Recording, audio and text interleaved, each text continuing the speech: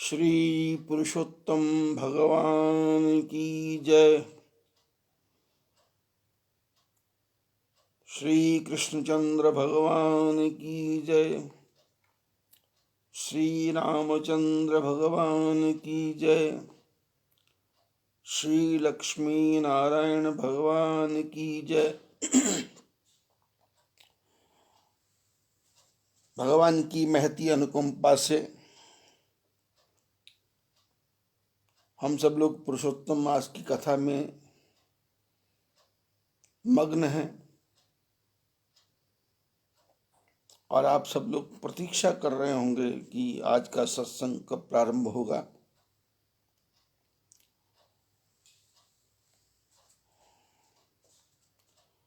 क्योंकि आश्रम की बहुत सी व्यस्तताएं हैं,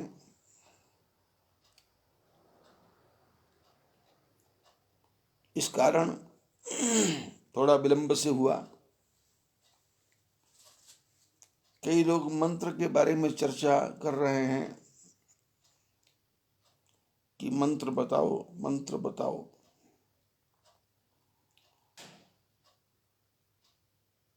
इस कथा से आप लोगों का मन तर नहीं हुआ क्या?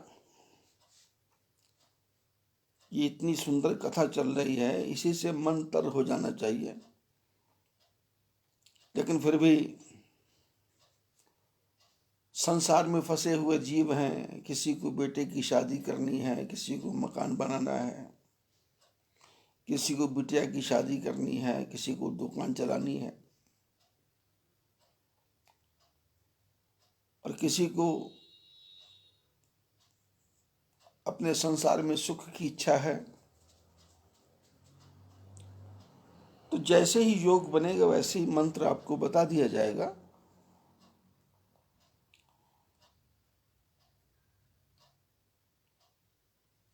अभी तो हम भगवान राम जी की सुंदर यात्रा की तरफ बढ़े। ये गुरु महाराज की आज्ञा पाकर के राम जी ने कहा था कि लक्ष्मण जो है नगर देखना चाहता है, तो गुरु जी ने कहा था जाऊ देखी आवो नगर, सुख निदान दो भाई, सुफल करो सबके नयन, सुंदर वदन दिखाई। गुरु महाराज ने आज्ञा की कि जाओ, देखो भी और दिखाओ भी। देखो नगर को और दिखाओ अपने आप को।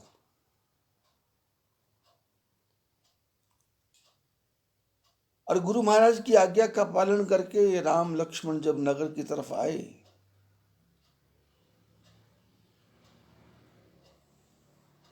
तो राम लक्ष्मण जी ने तो किसी को कुछ बताया ही नहीं था, पर नगर में तो जनकपुर में तो सब जगह राम लक्ष्मण की ही चर्चा हो रही थी। इनके गुरु विश्वामित्र जी की चर्चा हो रही थी और ऐसी ऐसी चर्चाएं कि इन्होंने अहिल्या को तारा, इन्होंने ताड़का को मारा, सुबाहु को मारा। जीवन में श्रेष्ठ ये नहीं है कि आप बहुत पैसे वाले हो गए, संपत्ति वाले हो गए, आप बहुत सुंदर हो गए। जीवन में श्रेष्ठ ये है कि आपको लोग कितना जानते हैं।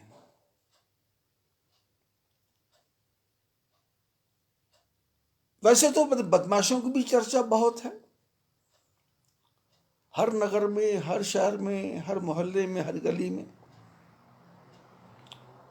जो बदमाश टाइप के होते हैं उनकी भी चर्चाएं घर घर में होती हैं। लेकिन गांव का कोई भी आदमी नहीं चाहता कि ये आदमी जेल से बाहर रहे, वो चाहता है कि ये मर जाए तो अच्छा। लेकिन आनंद तब है जब लोग विचार करें कि ये आदमी शतायु हो,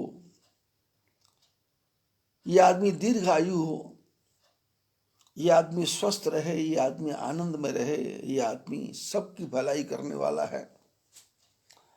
और जैसा ये भलाई करने वाला है वैसा हमको भी ऐसा ही परमात्मा बनाए। जिस मनुष्य को देख करके, जिस महिला को देख करके ऐसी इच्छा आपके मन में उत्पन्न होती हो तो समझना वही सर्वश्रेष्ठ है।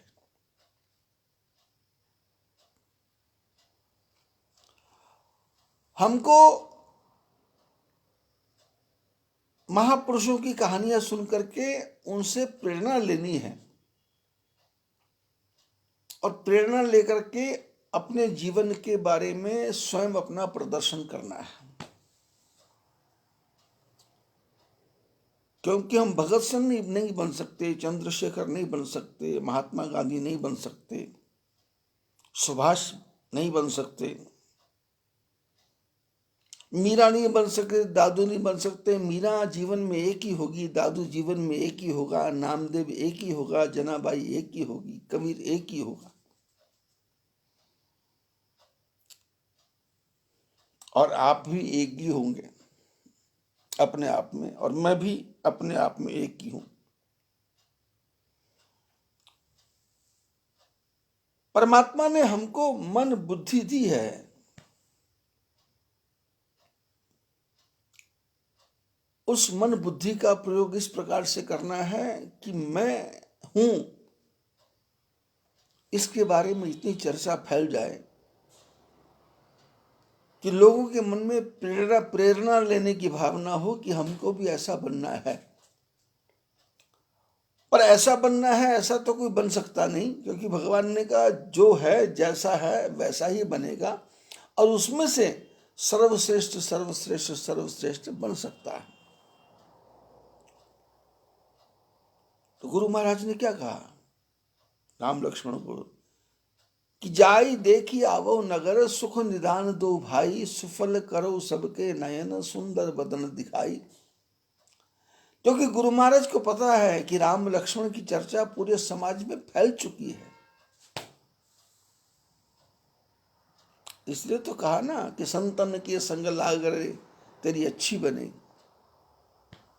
ये राम लक्ष्मण दशरथ के पास रहते हैं, यज्ञ में नहीं जाते, यज्ञ की रक्षा करने नहीं जाते, विश्वामित्र के साथ नहीं जाते, तो इनको कौन पहचानता था?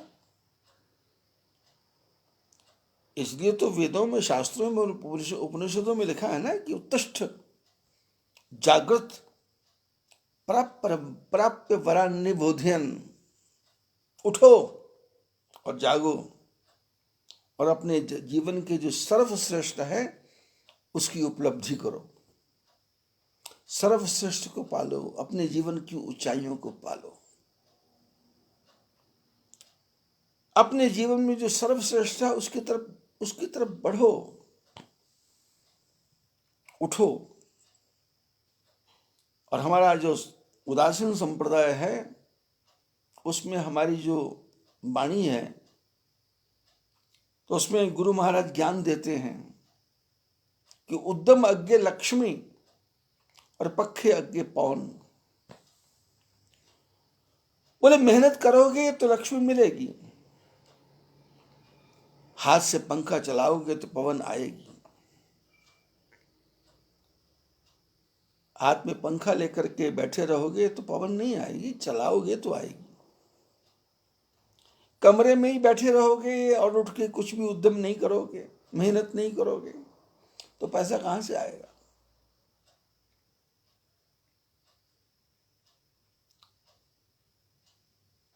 पुराने जमाने की मैं एक छोटी सी कथा है। ये कोई आदमी बाजार में गया और निर्जला एकादशी का समय था, तो उस एकादशी में लोग क्या करते हैं, पंखे का दान करते हैं, घड़े का दान करते हैं। जैसे अभी ये अधिक मास है, पुरुषोत्तम मास है, मल मास है, तो इसमें लोग 30-30 प्रकार की वस्तुओं का दान करते हैं। तो कल हमारी नागालैंड से हमारे एक हैं खासी जनजाति के नमंग्याल क्योंकि मैं कोहिमा में सत्संग करके आया तो वहां पर उनसे परिचय हुआ। तो फेसबुक पे उन्होंने मेरा नंबर ढूंढ लिया, तो कल उनका फोन आया कि महाराज मैं आपका सत्संग सुनता हूँ नागालैंड में, और आपने कहा कि वो दान करो, तो 30 प्रकार का दान। तो मैंने कहा भाई ऐसा है, वहां का तो मेरे को आपका पता नहीं है, क्योंकि 35 साल हो गए आपके आए हुए। उस समय कोहिमा छोटा सा था, छोटे छोटे बाजार थे। तो उसने कहा अब तो बहुत फैल चुका है महाराज, जब से नरेंद्र मोदी आए हैं उन्होंने सड़कों का जाल बिछा दिया है, रेलवे लाइन जगह जगह पहुंच गई है, तो अब तो काफी प्रगति हो गई भारत की, नागालैंड की भी। और अब कोई भय नहीं है, क्योंकि जिस समय मैं गया था तो मेरे को महात्माओं ने कहा था कि नागालैंड में जाके मरोगे क्या? अरे वहां वो नागा लोग ऐसे हैं कि वो आदमी को जिंदा ही खत्म कर देते हैं और भून के खा जाते हैं। जब मैं कश्मीर की यात्रा पे गया कथा करने 35-40 साल पहले, तो लोगों ने कहा था कि वहाँ के मुसलमान ऐसे हैं कि लाल वस्त्र वाले को देख करके काट करके लटका देते हैं और खा जाते हैं, लेकिन मैंने कोई परवाह नहीं की। जब पंजाब में उग्रवादी बिल्कुल हावी था, हावी, उस समय मैं रात को कार लेके जाया करता था अपनी जिप्सी गाड़ी लेकर के, और जा करके सत्संग किया करता था। कोई भय नहीं था, क्योंकि जब पता है कि जब मौत आएगी तो कोई बचा पाएगा नहीं, जब नहीं आएगी तो कोई मर पाएगा नहीं। जब गुवाहाटी और असम के बीच में, कोकराझार के बीच में कर्फ्यू लगता था 20-20, 30-30 दिनों का, तो भी मैं कार लेके जाया करता था, अकेले जाता था, अकेली, वन मैन शो। और गाड़ी चलाता था तो मन में स्मरण करता था कि तू अकेला नहीं प्यारे राम तेरे साथ में, तू अकेला नहीं प्यारे राम तेरे साथ में। और आनंद आता था, क्योंकि उस काल में कोई महात्मा जाने को तैयार ही नहीं होता था। तो कल नामंग्याल जी से चर्चा हुई तो उन्होंने कहा जी आपने 30 वस्तुओं का दान करने को बोला, तो क्या 30 गेहूं के दाने भी दान किए जा सकते हैं? मैंने कहा कर सकते हो।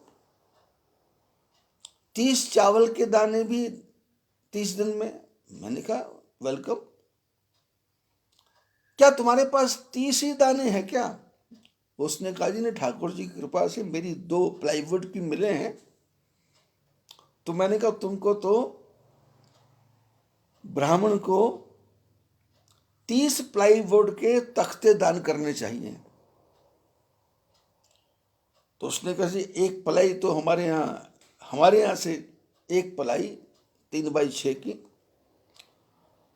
500 रुपये में जाती है। तो मैंने कहा तुमको 15,000 रुपया दान करना चाहिए, तुमको चावल का दान नहीं करना चाहिए। 30 चावल के दाने नहीं, 30 गेहूं के दाने नहीं, 30 तिल के दाने नहीं।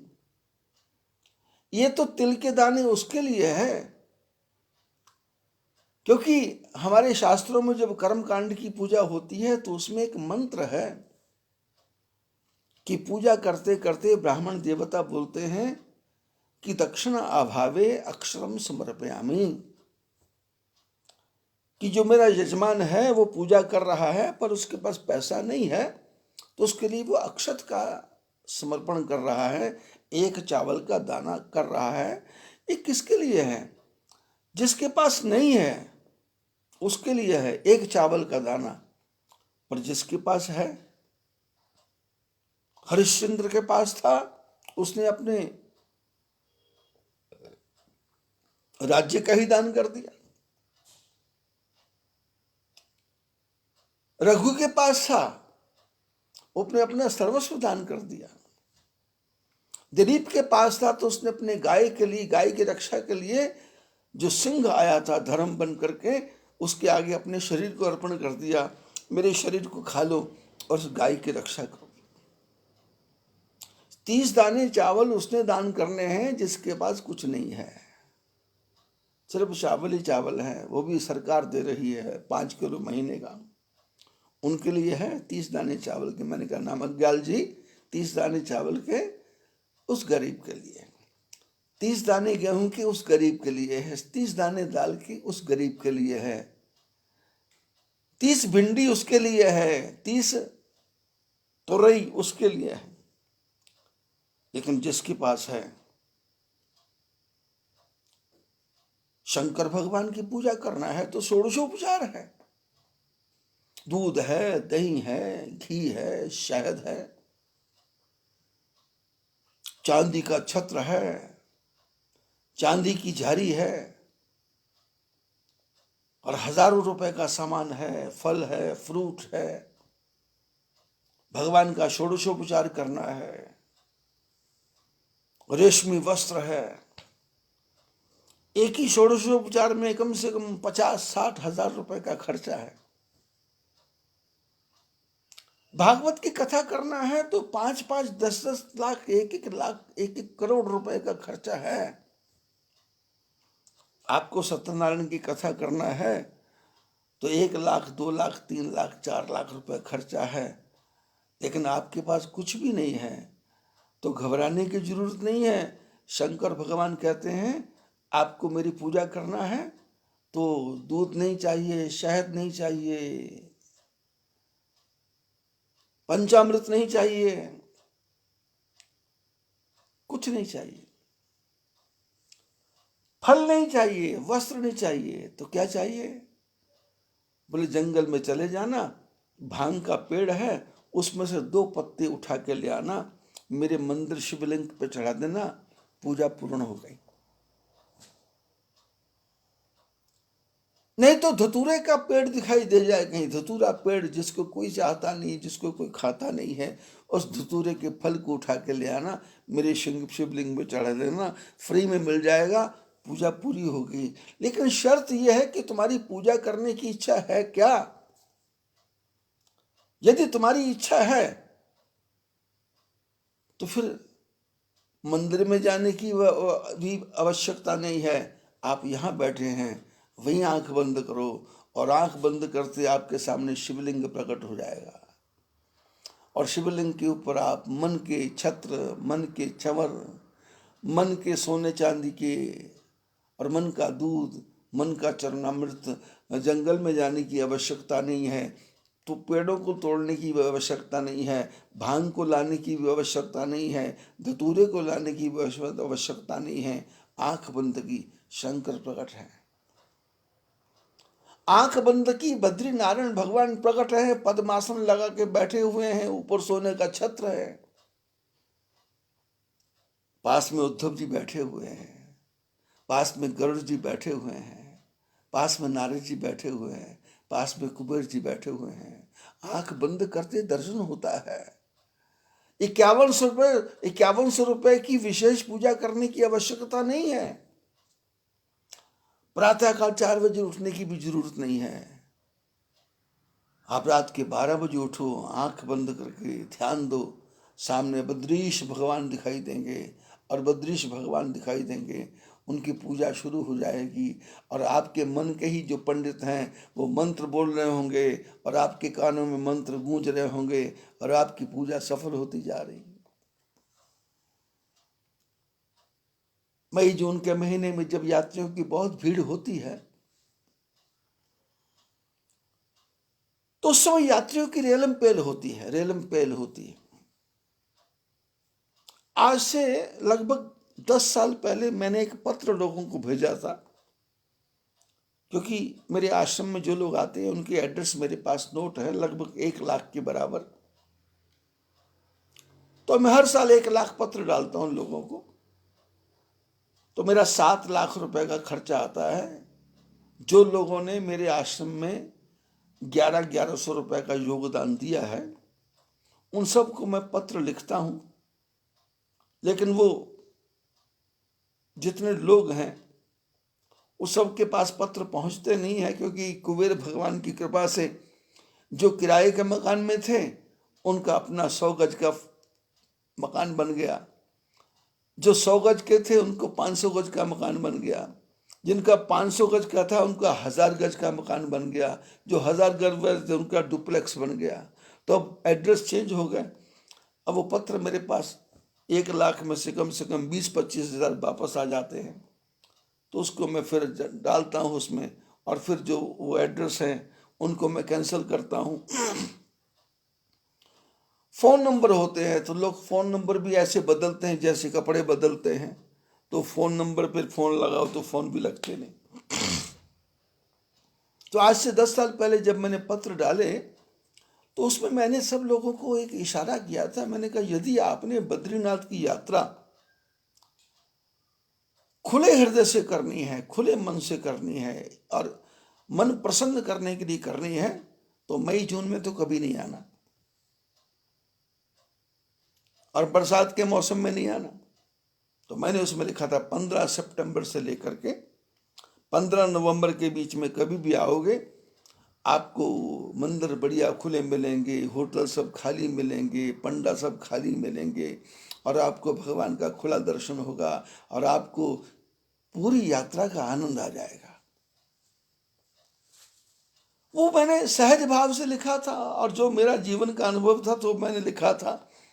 लेकिन परिणाम क्या हुआ कि उसके बाद में 2013 में वो पानी का रेला आ गया, 2012 में मैं बीमार हो गया, और उसके बाद में अब 20 है।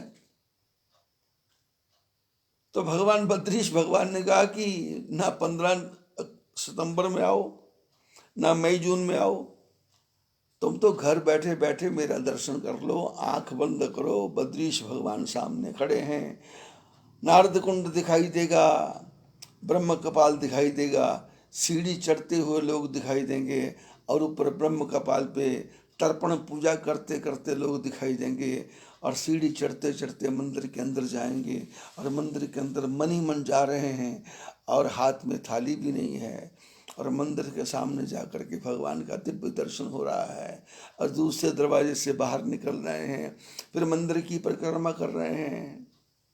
एक भी पैसा खर्च नहीं हुआ, एक भी पैसा खर्च नहीं हुआ। अब यात्रा कैसी है? यात्रा कैसी है? कई लोग यात्रा करते मई जून के महीने में, मैं चर्चा कर रहा था, तो भीड़ बहुत होती है। अब व्यवस्था करने वाले पंडा पुजारी हैं, वहाँ के कर्मचारी हैं, तो भीड़ होती है, तो हर एक की इच्छा दर्शन करने की होती है। पर भीड़ में कई लोग ऐसे ढीठ होते हैं कि वो फंस के बैठ जाते हैं, अड़ के बैठ जाते हैं, तो उनको धक्का मार के निकालना पड़ता है। तो इसी बीच में कई ऐसे बेचारे दूसरे लोग भी होते हैं, फंस जाते हैं, उस धक्के में वो भी चले जाते हैं, और फिर लाइन लंबी है, बस के जाने का समय है, जो एजेंट है वो बोलता है गाड़ी में पहुँचो, और दर्शन नहीं होते। और कई यात्री मेरे आश्रम में जो रुकते हैं, जाती बार आती बार, तो आकर के कई आदमी तो रोने लग जाते हैं। मैंने कहा क्या हुआ? बोले बद्रीनारायण भगवान का दर्शन नहीं हुआ। मैंने कहा सचमुच नहीं हुआ? बोले हाँ। मैंने कहा क्यों? बोले जैसे बारी आई पंडा ने धक्का मारा, थाली गिर गई, हम आगे चले गए, और वापस देखा तो 6 किलोमीटर तक की लंबी लाइन, और एजेंट ने सीटी बजा दी, बस में बैठ के आ गए। मैंने कहा आपने दर्शन नहीं किया? बोले नहीं किया। मैंने कहा अच्छा मान लो आप दर्शन कर भी लेते, तो क्या गारंटी थी